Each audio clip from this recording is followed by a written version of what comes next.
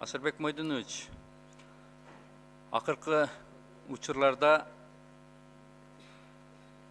Кыргызстанда чөөлөр малдарга кол салуулар көбөйүп кетти да. Жада калса адамдарга кол салуулар дагы угуп атабыз. 2018 жылы ушу чөөлөр 25%ке көбөйүптүр. Бүгүн аябай коркунучтуу абалда турат да.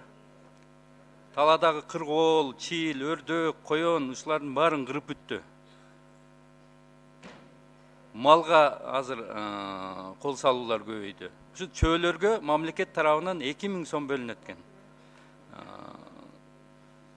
Карышкырга 6000 сом. Чөө аябай куу. Чөөнү атыш кыйын.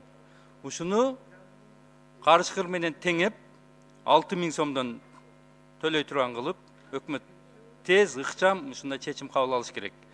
Анан ошол акчаны алуу, карышкырды аткандар, атаңа бар, энеңе бар, бюрократия, аны акчасын ала албайт экен. Сүрөткө түшүп жөнөт, справка жөнөт.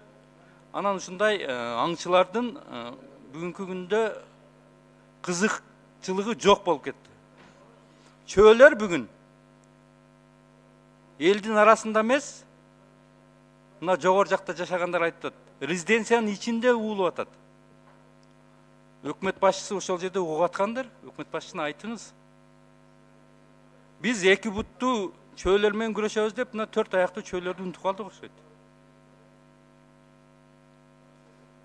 Бул аябай коркунучтуу болуп атат. Адамдар коркуп, жүрөктөрү түшүп атат. Айылдарда уулуп, жанагы жаш бала ыйлагандай, баягы адам өлгөндө ыйлай тургандай болуп ушундай түнү менен уулуп атышат.